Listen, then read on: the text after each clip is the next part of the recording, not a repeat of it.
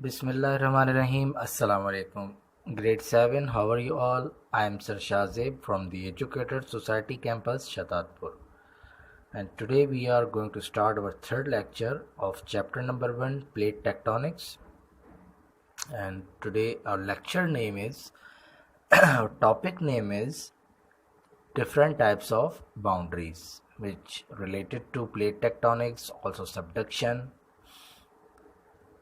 तो शुरू करते हैं अपना टॉपिक। हमारा जो टॉपिक स्टार्ट हो रहा है, स्टार्ट में आप पेज नंबर 6 पे आएंगे तो वहाँ देखेंगे कि सबसे पहली जो बाउंड्री है वो है कन्वर्जेंट बाउंड्री। कन्वर्जेंट बाउंड्री क्या है कि जब प्लेट्स टेक्टोनिक्स का आपस में जो बाउंड्रीज जो हैं वो टकराती हैं, जब उनकी मूवमेंट होती है, जब वो एक दूसरे से उनका टकराव होता है। और जिस तरह मैंने प्रीवियस लेक्चर में कहा था कि ये एक साल में चंद सेंटीमीटर होता है, बहुत ज़्यादा नहीं होता, बहुत स्लो मूवमेंट होती है। तो उनकी जो मूवमेंट है, a boundary where two separate plates are pushing into each other, ये एक सिंपल डेफिनेशन भी है इसकी कन्वर्जेंट बाउंड्री की, कि जब वो एक दूसरे को आपस में पुश करती हैं तो उससे रिज़ल्ट में अर्थक्वेक्स भी आते हैं, वॉल्केनिक एरप्शंस भी होती है, आइलैंड्स भी बनते हैं समंदर में, ओशियंस में। और जिस तरीके से ये माउंटेन्स हैं, ये स्लोली इनमें चेंजेस भी आते हैं माउंटेन्स में, और इनकी हाइट में भी कहीं पर इजाफा भी होता है, कहीं पर कमी भी होती है, लेकिन इजाफा भी होता है। जिस तरह दो हमारे जो फेमस माउंटेन और हाईएस्ट माउंटेन्स हैं, माउंट एवरेस्ट और K2, इनकी जो लंबाई है, इनकी जो ऊंचाई है, उसमें भी स्लोली जो है कई सालों में जो है एक फ़र्क महसूस होता है, नोट होता है, और उनकी हाइट में इजाफा होता है। तो और इसी तरह आपकी बुक में भी ये बात है कि एक दिन आएगा कि K2 जो है वो माउंट एवरेस्ट के या तो बराबर हो जाएगी, दोनों बराबर हो जाएंगी, क्योंकि K2 सेकंड हाईएस्ट है, माउंट एवरेस्ट फर्स्ट है। लेकिन जिस तरीके से कन्वर्जेंट बाउंड्रीज़ की मूवमेंट है, तो हो सकता है कि K2 एक दिन आए कि वो माउंट एवरेस्ट से के बराबर या उससे भी लंबी हो जाए, उससे भी ऊपर चली जाए। अब दूसरी जो हमारे पास बाउंड्री है वो है डाइवर्जेंट बाउंड्री। डाइवर्जेंट बाउंड्री क्या है? Divergent boundary, a boundary where plates pull away from each other. वो बाउंड्रीज जो एक दूसरे से स्लोली मूव करें, एक दूसरे से दूर होती जाएं, बहुत स्लो मूवमेंट। और इसमें भी आपकी बुक में एक पिक्चर है मैग्मा जो है, लावा भी कह सकते हैं इसको।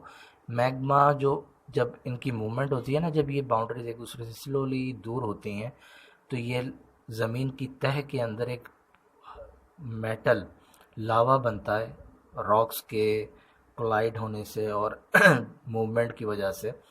तो ये जो मैग्मा बनता है, ये भी इस वजह से बनता है कि डाइवर्जेंट बाउंड्रीज़ की मूवमेंट होती है, और दूसरा वॉल्केनिक एरप्शंस भी इस मूवमेंट में ज़्यादा होने का ख़तरा होता है।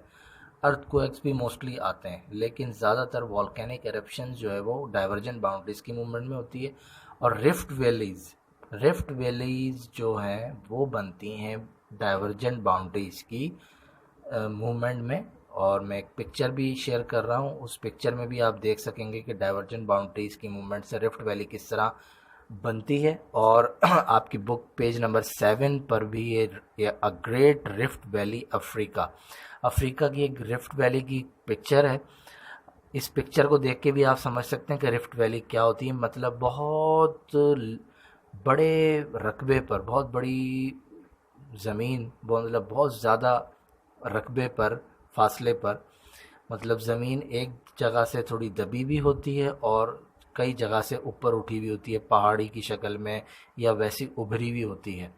तो ये भी आप देख भी सकते हैं, जो पिक्चर है आपकी बुक में, इसमें भी इसी तरह की एक पिक्चर है। तो ये रिफ्ट वैली कहलाती है, अफ्रीका में सबसे बड़ी जो है रिफ्ट वैली वो भी है।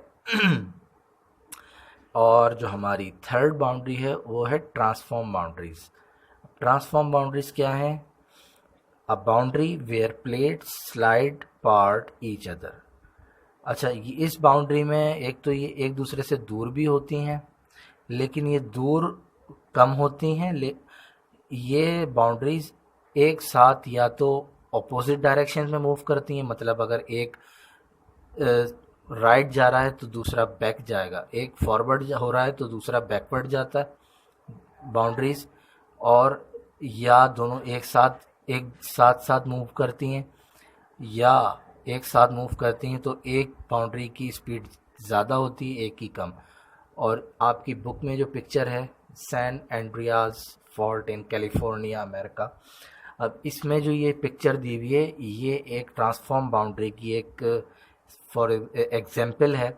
ये देखें इस तरीके से ज़मीन थोड़ी सी फासले पर हुई हुई है, और ये जो है ये ट्रांसफॉर्म बाउंड्री की मूवमेंट की वजह से होता है, सैन एंड्रियाज में ये है। और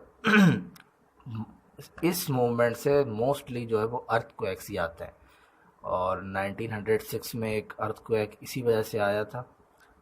आप अपनी बुक के टॉपिक को जब इस पैराग्राफ को रीड करेंगे तो आपको पता चल जाएगा। तो बेटा आज के लिए बस इतना ही है कि इन 3 बाउंड्रीज़ को आपने अच्छी तरीके से पढ़ना है। मैंने थोड़ा सा इसका इंट्रोडक्शन दे दिया है, सिंपल डेफिनेशंस भी बता दी हैं, पिक्चर्स भी हैं, मैं अपने लेक्चर में शेयर करता जा रहा हूँ। आप लोगों ने इसको अच्छे से पढ़ना है और एक एक simple definition, convergent boundary, divergent boundary and transform boundary की मुझे सेंड करनी है ग्रुप में, तो मैं इसका इंतज़ार करूँगा। सिंपल डेफिनेशन हो, ठीक है। इसी के साथ इजाज़त चाहता हूँ, अपने नेक्स्ट लेक्चर में इंशाल्लाह जल्द मुलाकात होगी।